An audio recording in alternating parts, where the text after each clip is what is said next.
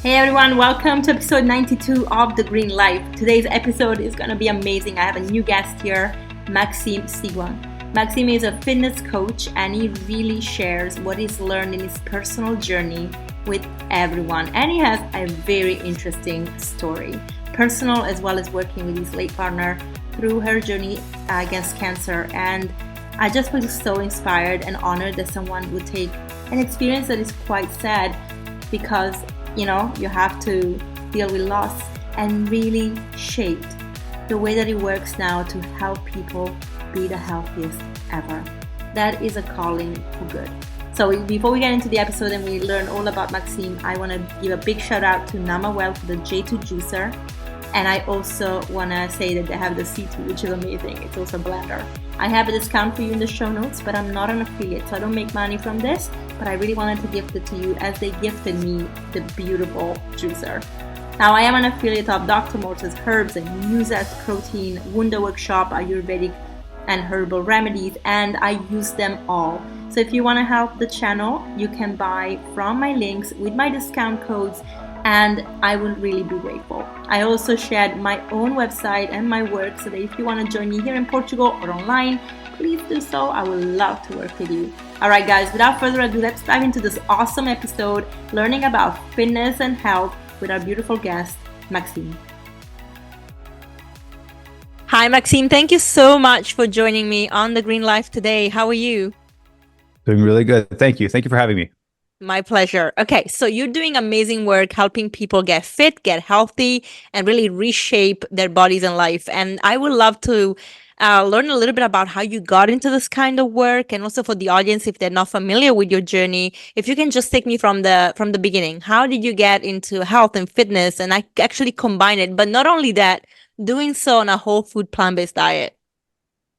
Yeah, for sure. All right. Ready for a crazy journey. So, we'll start from the beginning. I grew up very on a farm. So we were very much like big meat eaters. Like we had chickens and cows and geeses, and we pick up eggs every morning. We would kill our own chicken for meat. Like, so I really don't come from the vegan world. And then there was a point where I fell into bodybuilding. So I ended up like bulking, getting really big, being 240 pounds, like roughly 100 kgs. And then I got recruited one day to do modeling. I was training with a friend, and he stopped at another friend's apartment, and it was his agent. And she looked at me, and mind you, I'm 240 pounds, and she's like, "I see something under those big chubby cheeks." I'm like, "Try losing some weight, and then we'll see if we can get you some jobs." And at that point, I had done bodybuilding, had done powerlifting, I had played basketball for like through high school and college, and I was like, you know what? Let me give this thing a try. Was prepping for a fitness modeling competition already, so I had to get leaner. But ultimately, as I started to lose weight, she's like, "No, you need to be like really skinny. Like you're 6'4", so you're runway model, not commercial. So you have to be like really thin." And so I was like, "Cool." I went on Google. I was like, "What diets can allow me to get as skinny as fast as possible?" And then veganism showed up. Like vegans are skinny and weak. So I was like, "Cool. I don't care about being weak. I just need to be skinny, right?" And then mind you, you can be a strong vegan. You can be a fit vegan. I know this now, but back then I was like, "Oh, I don't care if I get weak. I just need to be skinny so I can fit in those clothes." And I basically was like an extra large in terms of shirt, and I had to go down to what I call a medium, like a small medium. So it was a big difference in muscle mass. As soon as I read that veganism would get me skinny, the next day just went vegan. Wow. So I went from eating like a dozen eggs for breakfast, 2 chicken breasts every 2 hours for 5 meals a day. The next day to switching to like a bowl of blueberries, dates, and bananas for breakfast, and eating like a salad for lunch. So that was like a hard transition. Managed to lose 80 pounds in my first year, but I completely stopped strength training. I just did cardio. I didn't eat any form of protein, just fruits and vegetables. So I did everything I could to lose all the hard-earned muscle that I had gained so that I can fit into the sample size of the industry. And so, like, to answer the question, I've been into the working out and fitness since I'm 12 years old. So 18 plus years now that I've been working out and I've been in this space. Then when I transitioned to veganism again, lost the 80 pounds, then I started getting some jobs. So I was able to kind of work in New York, to work in Italy, in Milan. I was able to work in Toronto, to work in Vancouver. And that kind of, after I did that industry, I got out of it because it's really toxic. The whole like taking drug things and trying to be as skinny as possible is it's a real thing, especially when you go on the international level. They're a lot more strict with the sizes, and the sizes are actually a lot smaller when you go to Milan versus if you work in like in Canada, in Toronto or in Wow. Vancouver. And mind you, I'm 6'4". I think I went down to 160 pounds, I Wow. think, right? From 240 to 160 pounds ultimately. And I was really thin. I looked like a 12-year-old boy, and I was like 20 years old at the time. But that was the look that was in season at that time, right? It's just whatever is in season is kind of what you have to fit into. Decided to get out of that industry and just kind of hang out for a bit, not trying to be as skinny. And then I just always continued working out until I fell into like endurance sports, which kind of started the next chapter of my life. Wow. That is a journey. Okay, first of all, I have some questions about that. When you got really skinny, did you still maintain a vegan diet? So I eating was vegan the whole time. the whole time. Yeah, Okay. so that was like almost, man, almost a decade ago that I Okay. transitioned. Yeah. Wow. And how long were you modeling for? Probably like 3 years. Okay, Yeah, so it after wasn't three very years, long I was lived. like, no, I was like, Enough. I don't like the industry. It's too Mm, superficial. They didn't want me to smile. I couldn't cut my hair a certain way. Like I had to ask my agency to like change something to my look, and I very much struggle with restrictions. I love freedom, mm. and so I couldn't deal with it for too long. No, but hey, everything happens for a reason. It introduced you to the lifestyle of plant-based, I guess. So, Yeah. and you didn't go for a junk vegan diet. You went for a proper whole food because you had obviously to lose weight, right? Yeah, well, to be frank, there was none 10 years ago. Like the only thing I had, at least where I lived, was like tofu that was banana flavored. Like that was the only junk Oh food wow. I had. Yeah. So like I had to eat Whole Foods because that's literally all that was available to me. Yeah. Oh my God. No, when I became vegan 11 years ago, London was really forward in that. I didn't realize how much until obviously I started buying the products, but yeah, surprisingly. And then it just grew so quickly. And I've Yeah. actually, but it's funny you say because when I think about it, is I obviously when I became whole food plant-based, I did it for health, and then I to reverse some ailments like high glycemia and high cholesterol. But I just moved basically the animal products to plant based, and it was very much whole food. But then it's true that as things started coming into the store, they were like vegan and they were fun and they were like alternatives to what we maybe sometimes used to have, even in treats, for example. I started Yeah. eating more of that. It's true, and then I was like, hold on a second. So maybe you're Yeah. right. I thought the transition was actually really like there was so much, but yeah, maybe transitioning through time, it became more and more. That is so good introspection now that I think about it. Thank you. So, Yeah. so when you took the break from the industry, what inspired you to the next chapter? Like what happened? Obviously, you've been in sports since you were 13, and I guess after leaving the industry where you were not even really working out anymore, you were just doing cardio to keep a lean body. How did you go back into actually, what inspired you to go back into fitness in a way that is more, I guess, resistance training and shaping the body rather than just being skinny? Yeah. Well, I missed it the whole time that I Mm. was there. I would when I was working in Milan, like there was a gym that I would go to just do crunches and run. And I sometimes would grab the weights and my body would just I had like that muscle memory. I would puff up. And then I go to casting and then the buttons on a dress shirt would stretch. And I was like, man, I really can't touch weights. So I missed it the whole time. So as soon as I got out, I just went back into it just because I loved it. And I think I did that for a few years before I ended up in Vancouver, which is where I met my late partner at the time. And I think you know the story, but within 3 months of kind of us starting to date, she gets diagnosed with breast cancer. And then I choose to stay and I become her caregiver for the last 5 years of her life ultimately. And so when she got sick, she was vegetarian before. And I was like, man, you have to go whole food plant-based because like that's how I've been eating. And I lost my grandfather to cancer as well. And there's like a lot of research into like reducing the inflammation, reducing the size of cancer cells. I'm like, you have to go whole food plant-based. And I think it worked because the doctors gave her a year to live, and she ended up living almost 5 years with like I would say a pretty good quality of life. And as she was getting sick in the last year of her life, that's when I started fit vegan coaching. And when she passed away, I was like, man, I saw the suffering that she went through out of losing her health. And people always say like health is the most important thing, but until you experience it yourself or you are blessed in a weird way to experience it firsthand to see someone that you love get sick, I was like, man, like she didn't care about money, cars, nice clothes, nice restaurant, like nothing mattered. She was like, I just want to go for a run outside, right? But her body was too tired to do that. And I was like, man, I don't want anyone to have to go through that.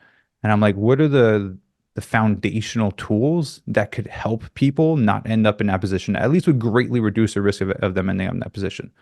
If they have a healthy body weight, if they're being physically active, if they're eating a whole food plant-based lifestyle, if they're managing their stress and they're sleeping well, right? I'm like, those are all pretty much free things that people can do.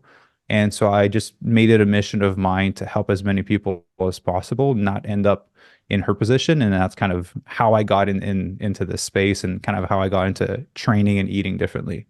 Yeah. I'm very sorry about your late partner, and I very lightly touched on it when I was doing research on your background. And as I said before we started, if I don't know much about the speakers that I have on, I try not to find out too much because I want to learn. And Yeah. I want my questions to be as inquisitive as they would be for the first time when I'm learning for the first time. Yeah. So definitely, I read very quickly about it, but I didn't realize how long you were into this journey with her. And it's impactful that you extended a life from, a prognosis of 1 year to a 5 years. It's always sad to learn that obviously people pass away eventually if the body's just unable to come back. And did she do any conventional treatments with the plant-based, or was it just purely holistic?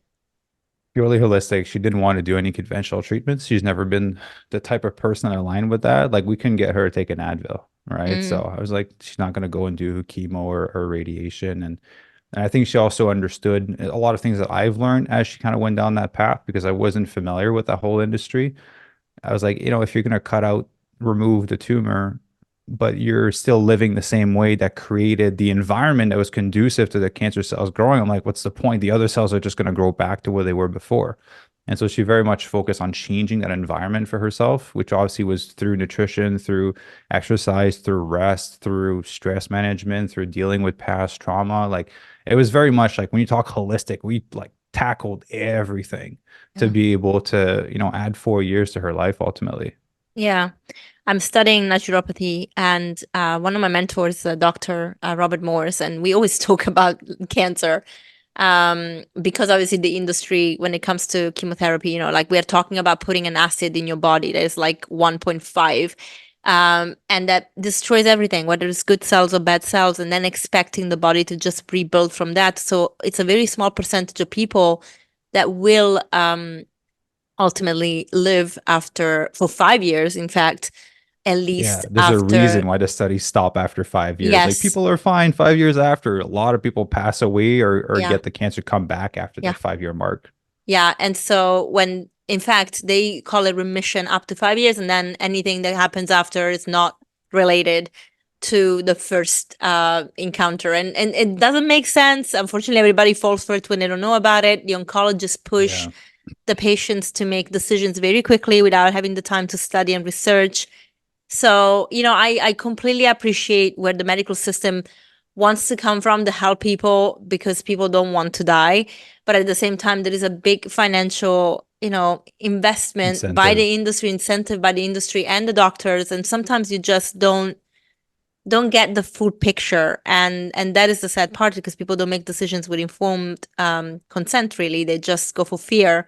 And Yeah. so I'm, Are you you know, familiar with mm. Chris beat cancer? Yes, yeah, I interviewed him as well. I love him. And he actually speaks about this all the time. It's like, you got time, Yeah. just take the Yeah. time to learn. Yeah. And that's what my previous partner went through. She found Chris and Okay. was able to kind of use some of his language and some of the tools that were helpful. It was very helpful to me.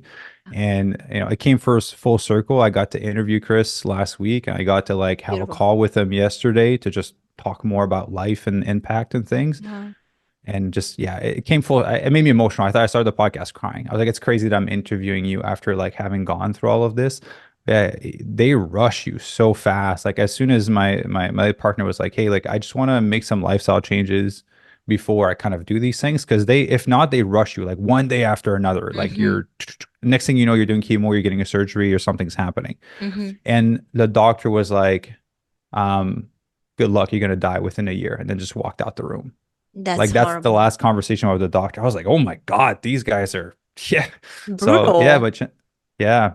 You know what? So he I motivated me a lot. yeah. I mean, he's a brilliant guy. But you know what upsets me the most about this kind of conversation with doctors is that first of all, you're not God, you don't know, and giving somebody a year when you don't know, you can say statistically this is what we're seeing. That's a different language. Yeah. But saying you're gonna die within a year and walking out Mhm. and threatening, really. I mean, I know people that have told me that when they didn't want to do chemo, the doctor said, "Well, I'm not treating you anymore. I'm not your doctor anymore."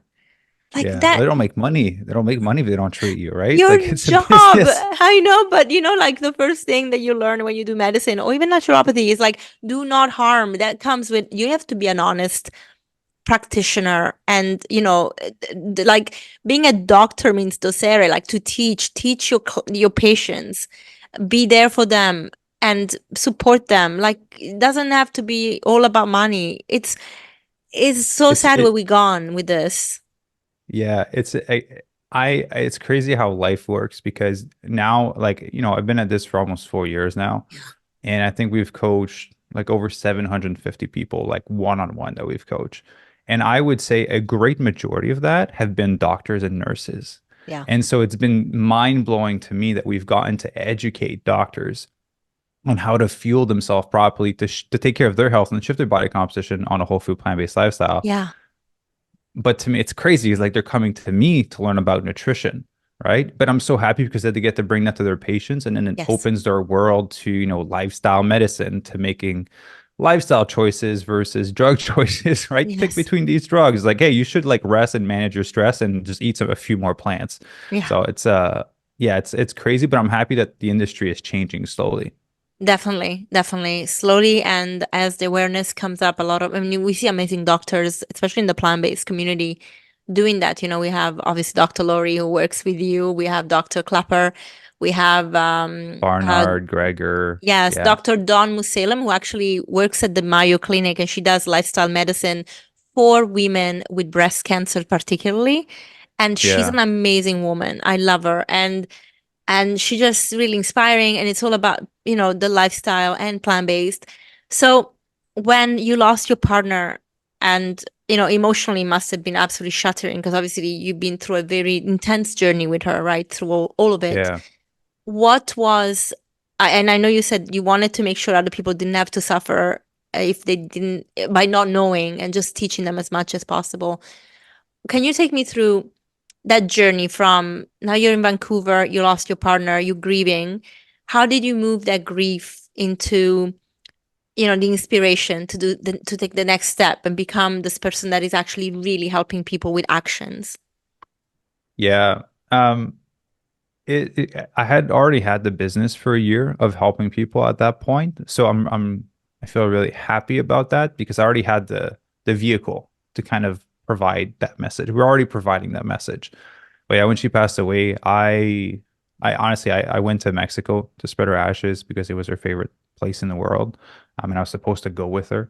And so I went there, and then when I was there, I was like, man, I don't want to come back to Vancouver. So I got my friend to empty my apartment, sell everything, and I just stayed in Mexico for like 6 months, lived in Tulum, Merida, and then kind of like moved around.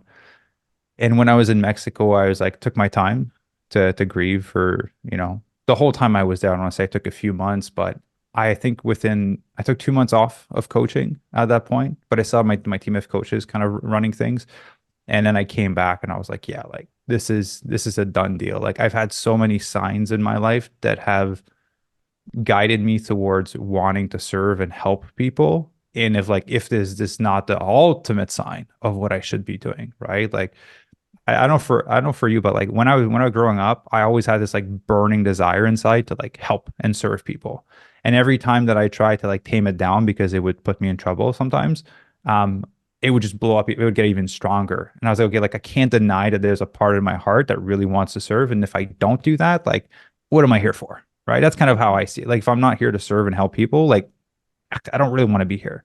Yeah. And so, for me learning about veganism, watching Forks Over Knife and kind of making those connections, my grandfather would be getting diagnosed with cancer around the time that I watched Forks Over Knife and I transitioned to veganism. I was like, oh, he's been living like shit. And that's why he got sick. And then there's all these correlations, seeing family members get sick. And then my late partner going through it.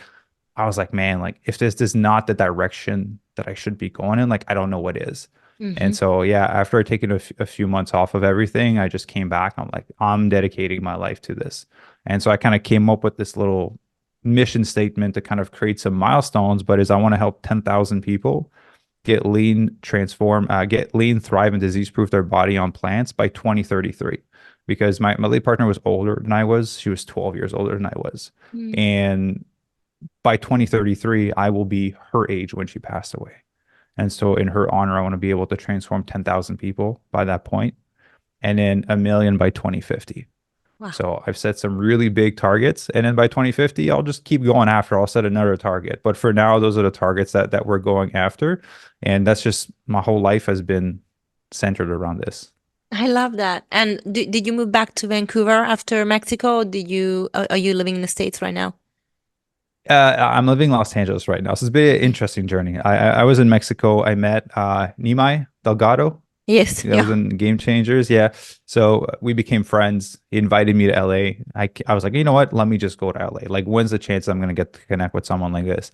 I came to LA, hung out with them for a few months. I was going to go to Costa Rica to live because I really love like Mexico, Costa Rica type of vibe of living. It's just slower pace. I like it. That's why I love Europe. Yeah. And I came to LA, and then maybe like a month before I was going to leave, connected with this girl on Instagram, which is now my wife. we just went out for lunch. It wasn't a date. It was just like me connecting with new people, and I was there, just kind of getting used to being alone. And we just hit it off. And I was like, hey, I'm kind of going through all this, and so not in a place to connect or anything in that way, but we just kept hanging out, and over time it kind of evolved. And I was like, you know what, let me just stay in LA a little bit longer. So then I would rent another Airbnb for another month and another Airbnb for another month.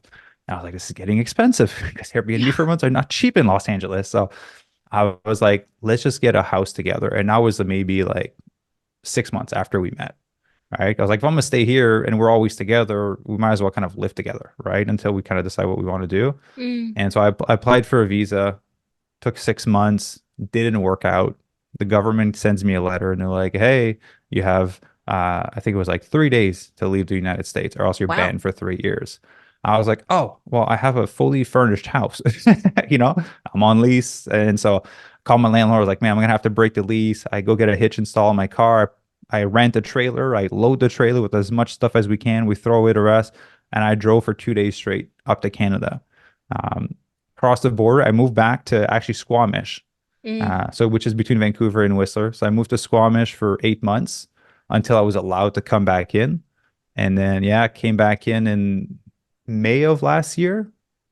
Yeah. And then just got married a month ago. So now I'm just in the process of immigrating here. Yeah. Oh my God, they don't make it easy, man. They don't. It's pricey. It's a lengthy process. And that's why I said, like, I'm excited to go to Europe, but I can't leave the States for like a year while the process is happening. I see. So so that's after that, I'm excited to go to Europe. Yeah, well, we'll be waiting for you. The invite will be open. So thank you. It's gonna be cool. That is the journey. And so when you started working, you transitioned to LA, you're still working on your projects, you have the coaching, you have coaches working for you. I guess they are based in North America and Canada. And your new partner, or now wife, did she join you on this journey? Because I know from looking at your Instagram, she's very involved into the lifestyle. She fully embraces it. So she seems to be very invested in the message. Yeah. How involved is she in the business? She's the one that takes our initial consultation calls to see if people would be a good fit to come in the program. Okay. And then she helps me with stuff behind the scenes, like the workshops and all of that. Amazing. But it was definitely an interesting journey for her, because when I met her, she was very much like a steakhouse, super high-end sushi girl that would go to those expensive restaurants. She was a foodie, right? Like LA foodie girl. And I come, I'm like, I'm plant-based. I don't go to those restaurants because they never have anything for me. But I just respected her choice. Like I think the first time we met, she's like, "Is it okay if I order fish?" I'm like, "Yeah, you do whatever you want. I'm just not going to eat it, but you can do whatever you want." I never would put that limit on other people. It's just like they'll come to that place if they are ready to. And I think for the first like, man, I think the first year of us meeting, she was still eating fish. And when we moved in together, I was like, this is your pan to cook fish. No fish on my pans, right? Like this is for tofu and vegetables, and she's gonna separate the pans. I don't remember cleaning them, but like still the energy's there. Yeah. And then yeah, just over time, she started like I started making some dishes, and she was like, oh, this is good. And there's protein in it. And so she over time kind of like transitioned away out of it. And now it's been a year that she's been fully vegan. And now she gets it. She feels great. She saw that it's possible that you're not going to get like sick or weak or whatever it may be. And she works out with me. So she's in pretty good shape. So yeah, I gave her the time. She transitioned at her own pace. I never pressured her. I never cared if she went fully vegan. Of course, like I wanted to deep down, but I would never want to put that pressure on her. So I just kept doing my life. I just kept doing my thing. And over time, she just kind of was towards it. You were leading by example, which is actually a great statement that's how your business works too, because people join and see the results of others and they see the program you create, and then they actually experience it and they definitely feel the benefits and go for it. But I want to talk about the program. But before that, I want to go back a little bit. I want to go back to when you came back from modeling, when you started back working out because you missed it. But now you said before you were obviously eating to lose weight, so you avoided the protein, you were eating a lot of just vegetables and fruit. How did you learn about proper nutrition to actually support your fitness journey now that you had the freedom to put a little bit of muscle and have the body you wanted to build?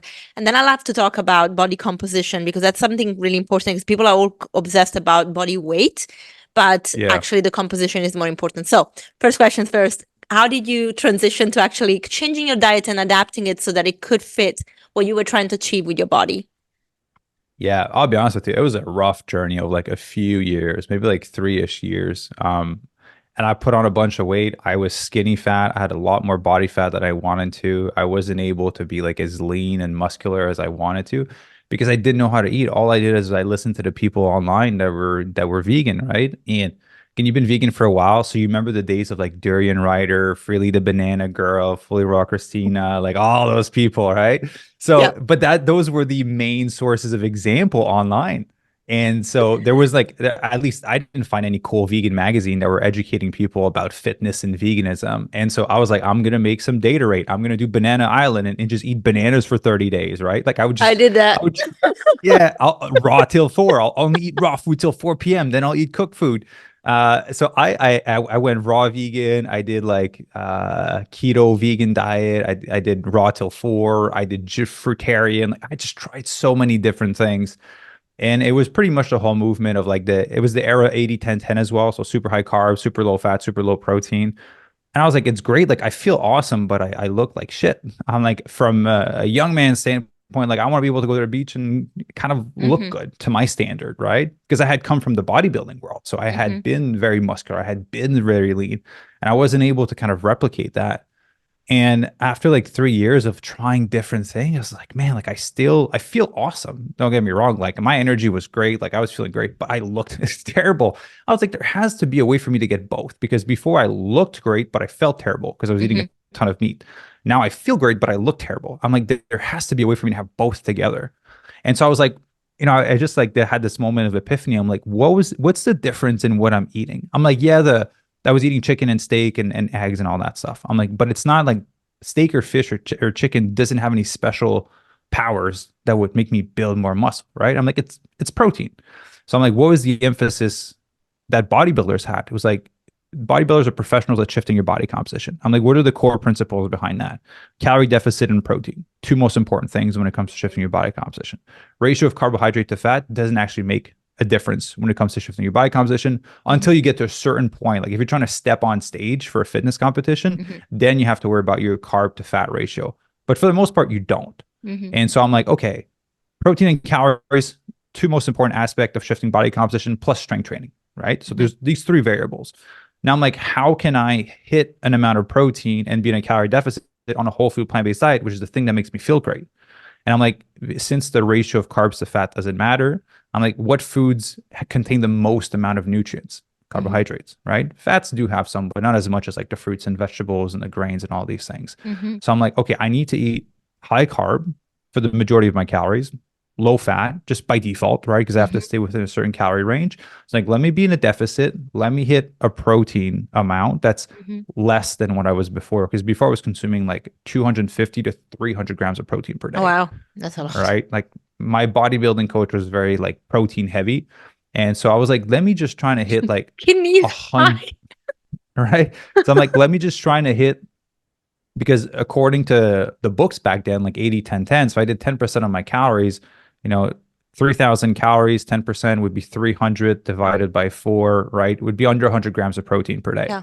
And that's what I had been doing. And I haven't been getting a lot of success with shifting my body composition. So I was like, let me just bump it up to 150. And I was like, start eating 150 grams of protein, respecting my calories, but eating whole food plant-based to fulfill these two metrics while continuing to do strength training. And then magically start to put on muscle.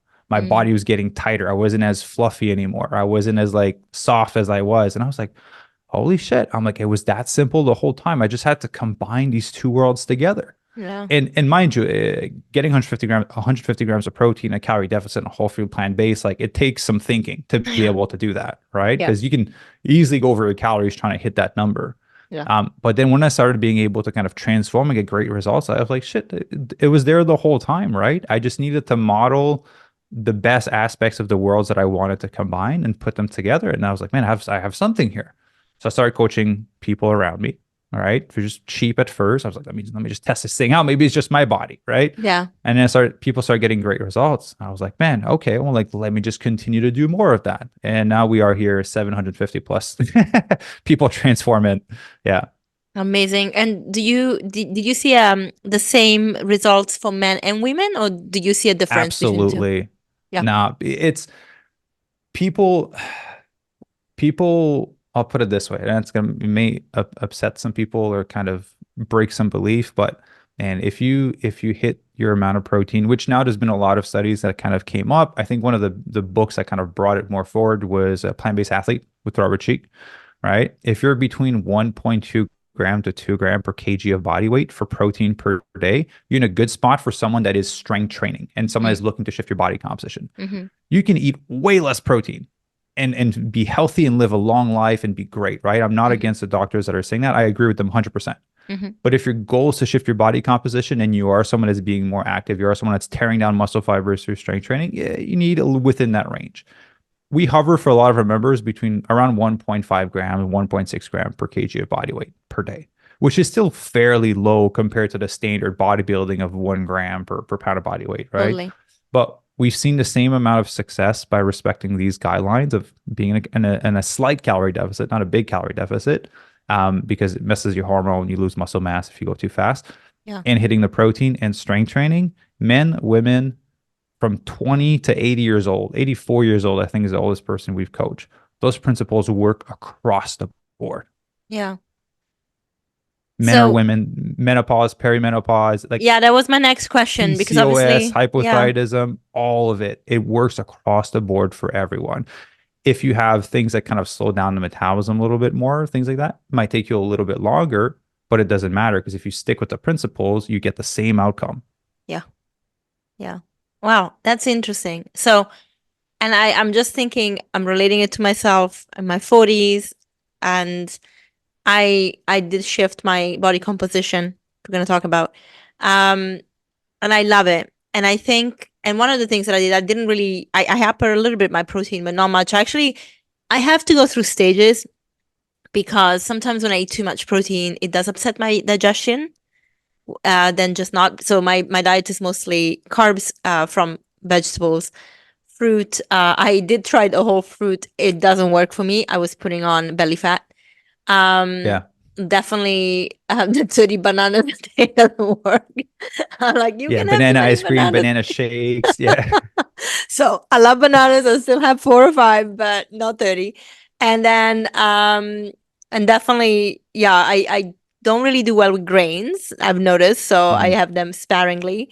But yeah, so most of my diet, but I do actually do feel better when I do take some protein in the form of tofu more so than when I have it in the form of beans.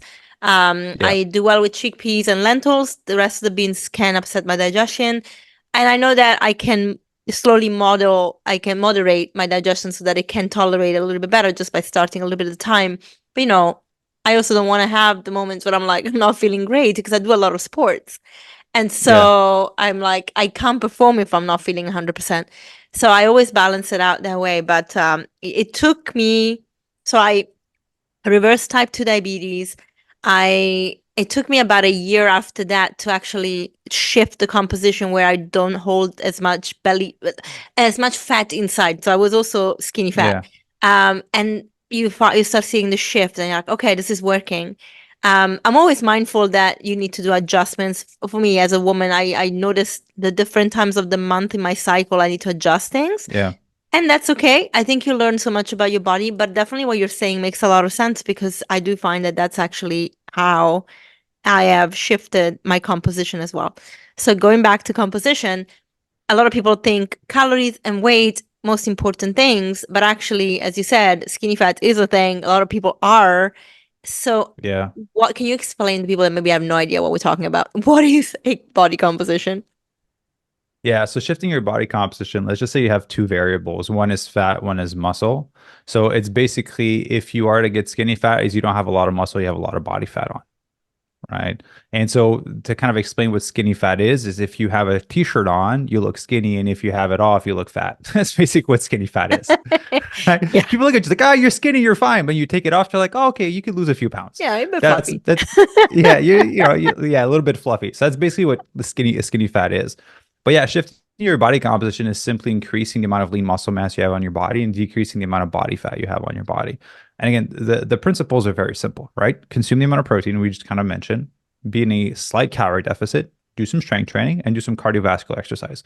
Cardiovascular exercise should not be the primary form of exercise in your day-to-day because it's counterintuitive to, like, you don't build muscle doing cardio to the extent that you do with strength training. And strength training helps you to balance your hormone, helps you to strengthen your bones, like it protects your joints. Like there's so many amazing benefits to strength training. But I think the big mistake that people make when it comes to wanting to like shift their body composition, aka lose fat, is they go into steep calorie deficits. And it's, common across the whole industry that you'll hear online, like you want to lose a pound of fat a week, remove 500 calories a day because a pound of fat is equal to 3,500 calories of energy. So if you want to lose a pound a week, just remove 500 calories from your maintenance number. So let's just say you're a woman and you maintain at 2,400 calories, and you should consume 1,900 calories a day to be able to lose a pound a week, right? But here's how I explain it to people. Your body is smarter than that. First of all, you can lose more weight by eating more food. Like you can, let's just say your maintenance is 2,400. Why not just go to 2,200? Right? Because every decrease that you make, your body will have an adjustment period to it, right? And so for every adjustment period, you'll lose some weight, but eventually you'll stabilize at it.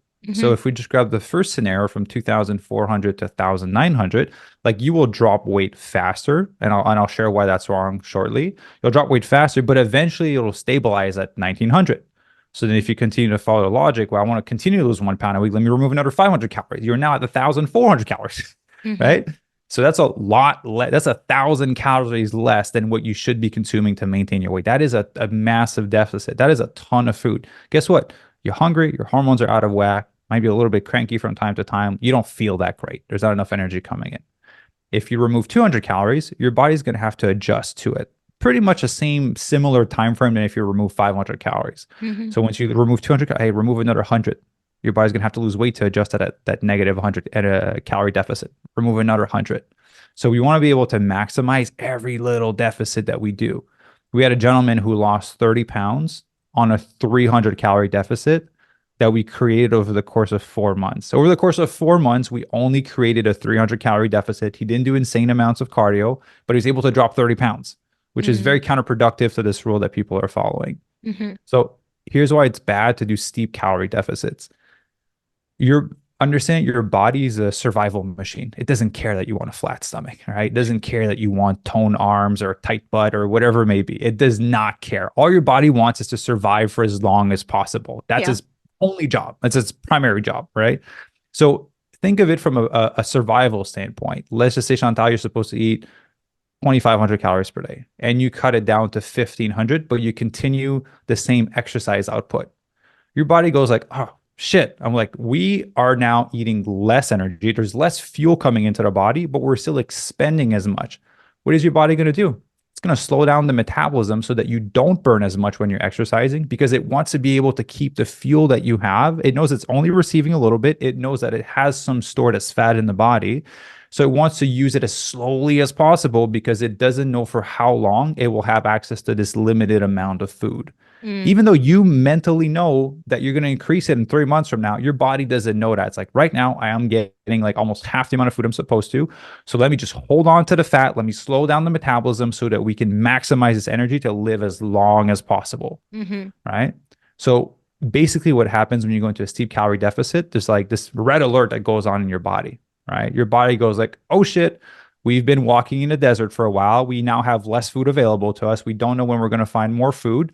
Hold to everything, right? It's a survival mechanism. Hold on to all the fat so that we can just slowly release it over time, because we don't know when we're going to encounter more food. The body hasn't adjusted yet to the fact that there's a Whole Foods or an Aldi around the corner, right? Say, I know my European stores, Aldi around the corner. But so when you do slower calorie deficits, it's your body is not like, oh my God, hold on to everything. It goes like, oh, there's a little bit less food coming in. I'm like, let's just adjust to it. Let's just adjust to it. So you're basically tricking the body into losing fat and not losing muscle and not holding on to everything.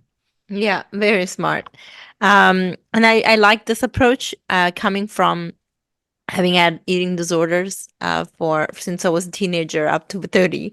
Well, I actually say, unfortunately, once you've been anorexic and bulimic, I think that mentality stays with you the whole time. It's a very dangerous thing to cut calories radically, because you get addicted to that. I get addicted to that.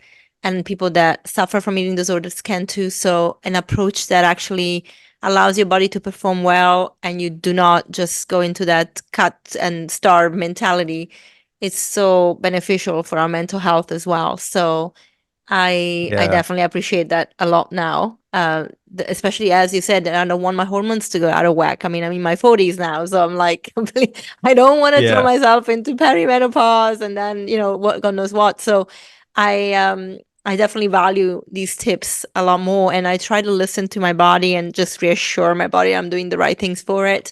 And I don't know how many calories I consume per day anymore. I did 6 months when I was on fruit with chronometer just to see how much I was consuming. I was definitely more than 2,000, and it was fine. I probably am less now because I don't have as much fruit, but I do eat a lot of food because I'm hungry and I'm like, I want to feel full and I want to make sure I have a variety and I don't want to have deprivation, and then adjust as I go, as I mentioned, with the protein.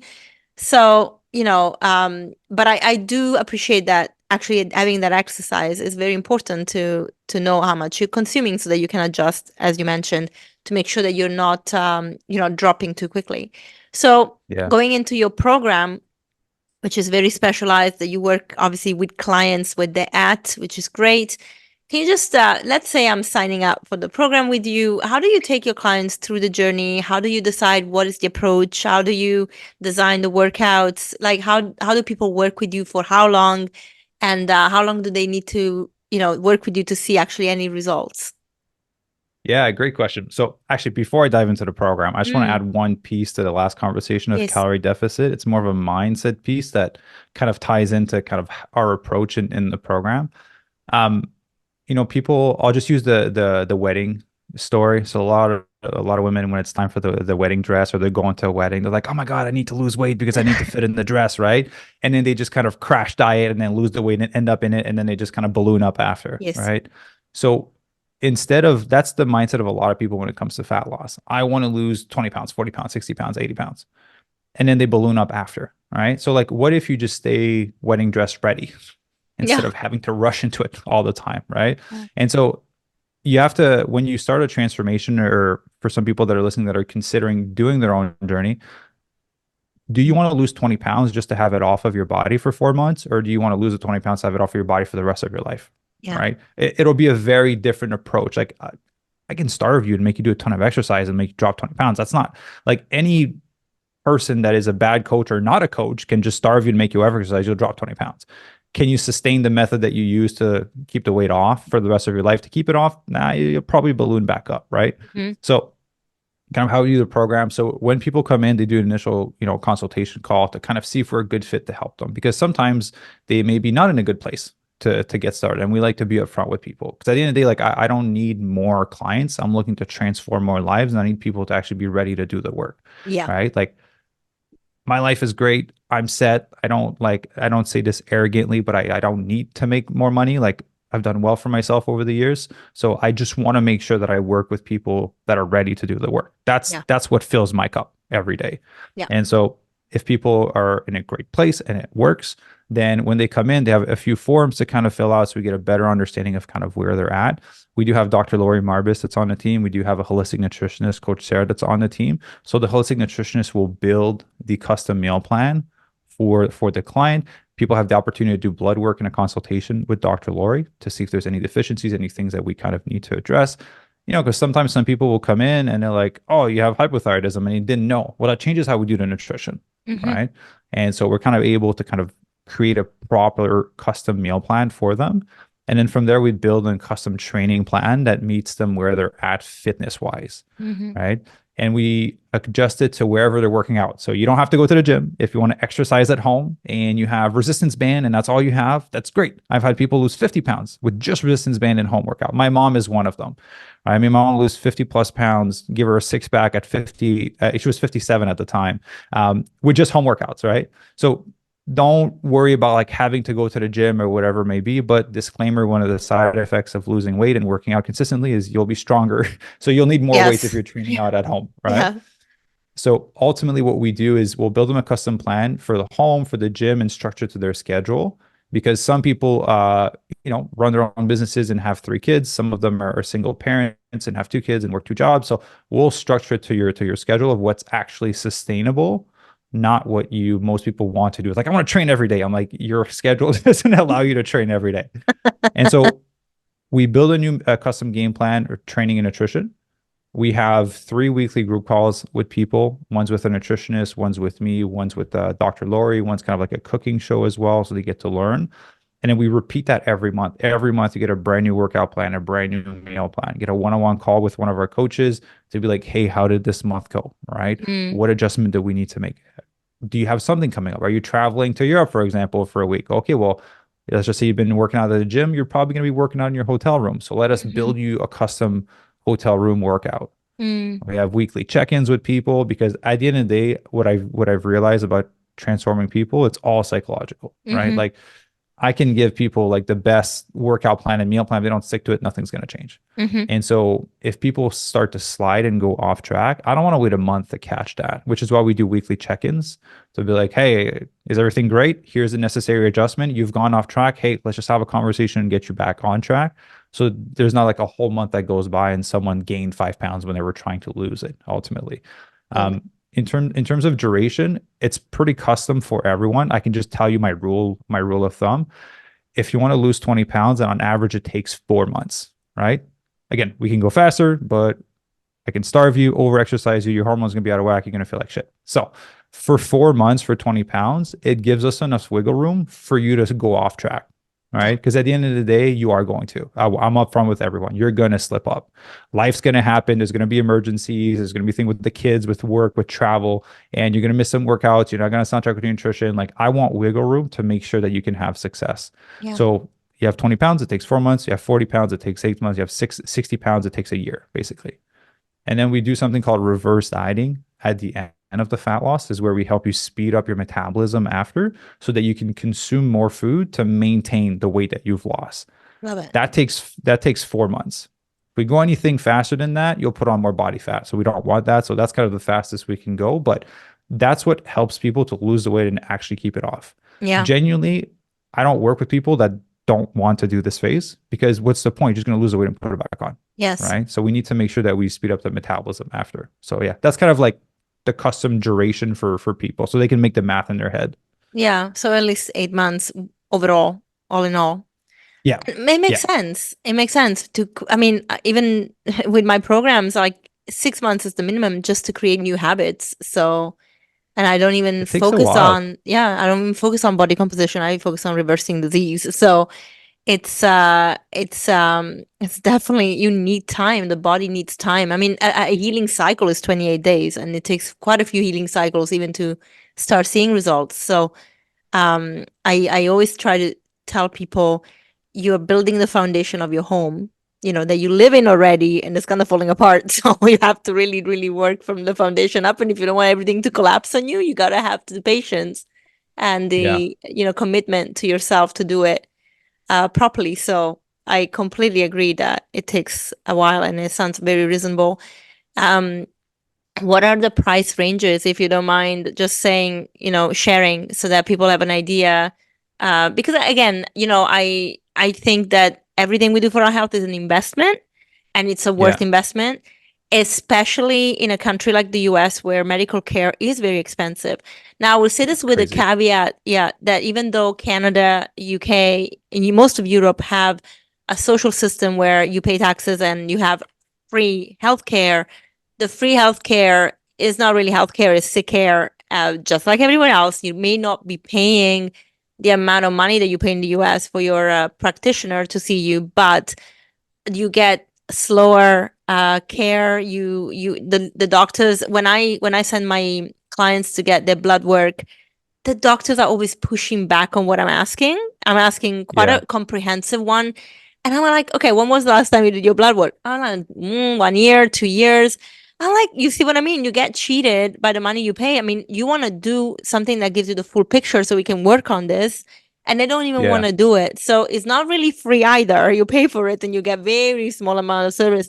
So there is an investment. And I think, investing in your health and then maybe giving up things that are deterrent to your health or not as important, it's a good balancing act for the finances, because I understand that everybody has to think about, the finances, the resources they have.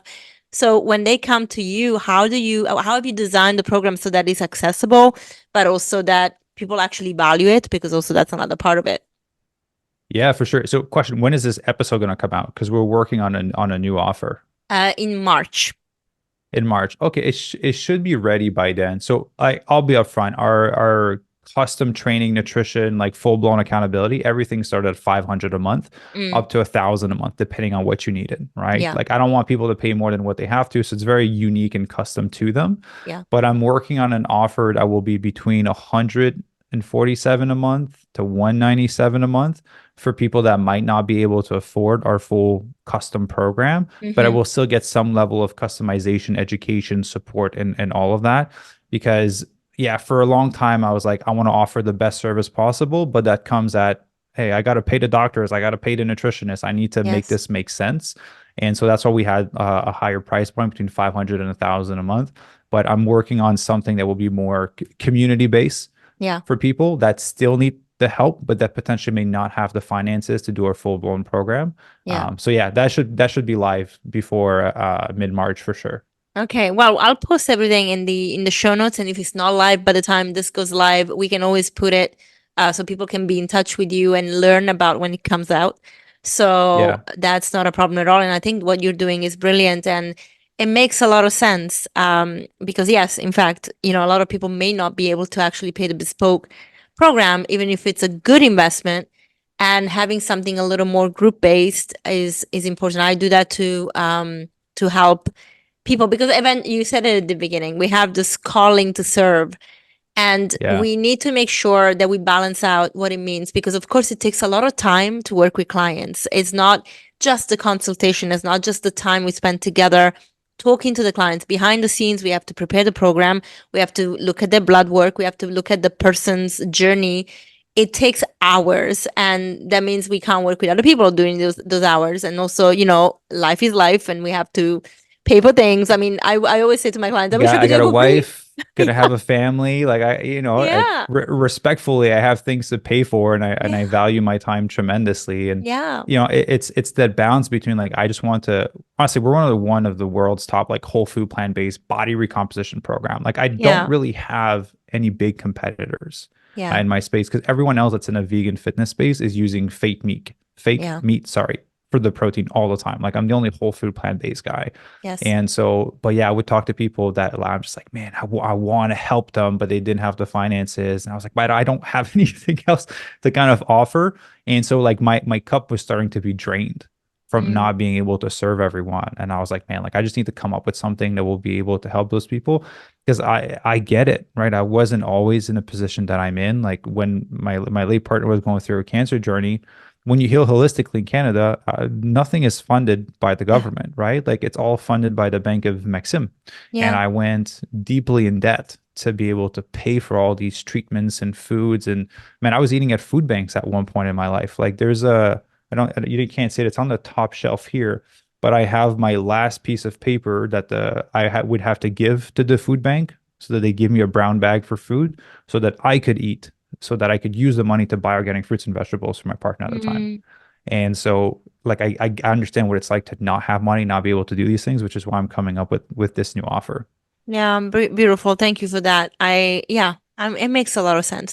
And to be honest with you, I have noticed this from when I did free things. People do not value it. They don't even show up. None. It drives me crazy. Everybody's like, no. Sorry, it's too expensive. Okay, fine. I'm really going to do it for free because I really want to help, and then nobody shows up. I'm like, I'm sorry, what did I miss here? Yeah, it's very interesting. Honestly, the more you charge, it's not only for like obviously for the business, but it's for people, man. The more you pay for it, the more you value it, which is why when I connect, we build our name up to a certain point where we have access to big names of people that we dreamed we would have had access to when we were younger. And every time I was like, hey, would love to jump on a 1 hour call with you and pick your brain. I was like, tell me how much money you want for that hour. They're like, I don't want anything. I was like, no, I want to pay you because I value you, but also I will pay more attention if I pay you. So I always make sure to pay for whatever thing that I value, that I know that I want to put effort into, because if it's free, it's just going to sit on my computer or in my email. I'm not going to do anything with it. Yeah, it's psychological. The human condition. Yeah, if it was free, everyone would be fit because there's so much information on Google and YouTube. Yes. Yeah, absolutely agree. Brilliant. Maxime, this is brilliant. I just wonder if there's anything else that you are wanting to share that is coming up or that people should know about, and also where to find you. Yeah, thank you. Honestly, I'm really excited about this like new community-based coaching offer, because it's going to allow us to help more people towards that 10,000 in 2023 and 1 million by 2050. So just be on the lookout for that. By the time this podcast drops, it should be live. And honestly, all information, just you go to fitvegancoaching.com. You'll be able to find everything. And then just, if you just type Fit Vegan on YouTube, don't click on the first link because it's my competitor running Google ads, but go to the second one where it says my name. My competitor uses fake meat, all right? So don't go to him. But yeah, we have a podcast that we post twice a week. We have incredible guests, which I'd love to have you on as well, so we can schedule you in after. We have a YouTube channel and TikTok and Instagram and Facebook group and all these beautiful things that require a lot of my time. Yeah, I know. Brilliant. I will put everything in the show notes and people will be able to reach out to you. Thank you for your service to the world, and thank you for doing this plant-based, showing people that it's completely possible, that we can also have a very kind approach to life and value life of other beings as well, which is something that I learned how to value after going plant-based. I wasn't vegan in my ethics at the beginning, but learning about it was such a revelation, and I'm so thankful for it. And I think I guess we know that no vegan says I wish I'd never became vegan. We all say I wish I did it earlier. So yeah, it was great. Thank you so much for your time. Yeah, thank you for having me. It was a pleasure. Anytime. Talk soon. Bye. Thank you, Maxime, and thank you everyone for staying on to the episode. I really hope you enjoyed it as much as I did and learned a lot. If you want to know more about Maxime's work and Fit Vegan Coaching, go into the show notes. I've linked everything there for you. As well as you heard from the episode, they have this beautiful new program that is going to really help thousands of people, and it's not as premium as their original one, so more people can have access to it. And I think it's a beautiful service to the community. So guys, if you like this episode, as always, please do share it and give us feedback. Make sure that you help us grow. This podcast is really my passion project, and I'm so thankful for you for listening to it and all the amazing feedback I am getting. But remember that whatever feedback you give me, I take it on at heart and I make sure that I improve everything. So I'm really thankful for you, and I'll see you next week. Bye.